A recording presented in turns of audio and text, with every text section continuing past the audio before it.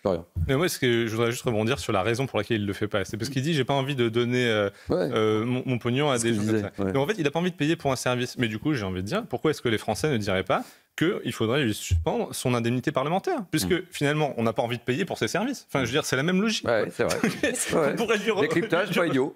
pour lui relancer la même logique en face de lui, quoi. Parce que, enfin, qui a besoin de ses services, vu comme il exerce sa fonction de député, désolé. Hein. Là, on est devant une cécité manifeste. Parce que même si le concept venait d'extrême droite, très bien, mais le racisme est une réalité. Et le racisme, c'est quoi? C'est de juger les gens à leur couleur de peau.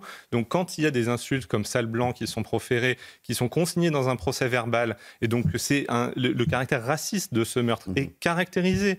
Donc, il y a pas de... Il ne devrait pas y avoir de sujet là. Et le fait que le concept ait pu venir d'on ne sait où, en réalité, c'est pas le point. Là, aujourd'hui, la réalité, c'est qu'il y a du racisme anti-blanc dans ce pays, que ici c'était un meurtre raciste, et donc c'est la justice qui le confirmera. Mais en tout cas, le nier et faire quelque chose comme ça, un peu à charge, dire que oui, les couteaux, en fait, c'est juste qu'ils voulaient couper leur shit avec, mais en fait, on marche sur la tête. On marche sur la tête. Non, mais voilà, et la famille a bien raison de s'offusquer, parce que dans ce moment, alors que la justice n'est pas encore rendue, c'est honteux en fait de publier. Et je pense, ça veut dire quoi? Est-ce que c'est vraiment la vraie solution si chaque enseignant doit être équipé d'un beeper, vous imaginez?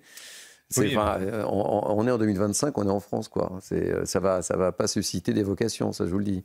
Non, c'est sûr. Alors, sur le point précis des beepers, c'est vrai qu'il y a une question, que c'est un dispositif d'alarme en fait pour que les professeurs puissent dire qu'il se passe quelque chose et que les forces de l'ordre puissent arriver. Mais bon, là, il y avait quand même 80 élèves. Certains auraient pu appeler les. D'ailleurs, dans le reportage, certains disent on aurait peut-être pu se manifester. Ouais.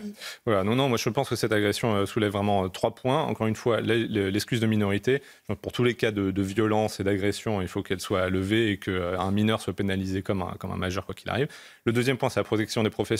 Et là-dessus, il y a une proposition qu'on pourrait formuler qui est que les professeurs, en fait, prennent le statut de dépositaire de l'autorité publique. Ça permet donc comme les policiers, comme les pompiers, comme un certain nombre d'agents publics comme ça, cela permettrait de pénaliser bien plus fortement l'outrage, comme il y a pu y avoir là, les violences, évidemment, en réunion en particulier, les embuscades, etc. Et ça permet aussi de protéger vraiment le statut du professeur en lui donnant cette aura de dépositaire de l'autorité publique. Donc ça, c'est le point. Et puis le dernier, c'est ce qu'on a dit sur les parents. Mais bien concrètement, pour responsabiliser les parents, il faut aller frapper au portefeuille. Et puis le sujet, là aussi, c'est pour ces mineurs, il faut aller dans le détail, mais ils étaient connus des services de police.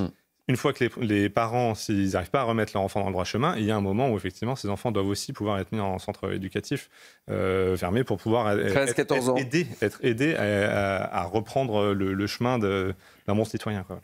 Oui, mais je pense que la décision quand même du Conseil constitutionnel de la semaine dernière a un impact au sens qu'il demande aux juges de justifier et de juger un peu la proportionnalité de l'exécution provisoire, donc l'inéligibilité immédiate, avec les faits et les conséquences que le fait qu'on soit inéligible est. Donc, dans ce sens, s'il y a une certaine cohérence, normalement, Marine Le Pen, lundi, ne devrait pas être déclarée inéligible avec exécution provisoire. En tout cas, je pense que c'est ce qu'on peut souhaiter effectivement pour le débat public, pour le choix des Français. Et on peut faire le parallèle avec peut-être ce qui s'est passé aussi avec Donald Trump, la tentative de judiciarisation en fait de campagne présidentielle et de s'attaquer comme ça à des candidats n'est pas forcément au bénéfice voilà, enfin, parfois c'est justement au bénéfice du candidat qui est attaqué. Donc il faut aussi que la justice fasse un peu attention avec ça, parce que c'est clairement pas neutre. Donc le juge va avoir une décision assez importante à prendre. Élodie,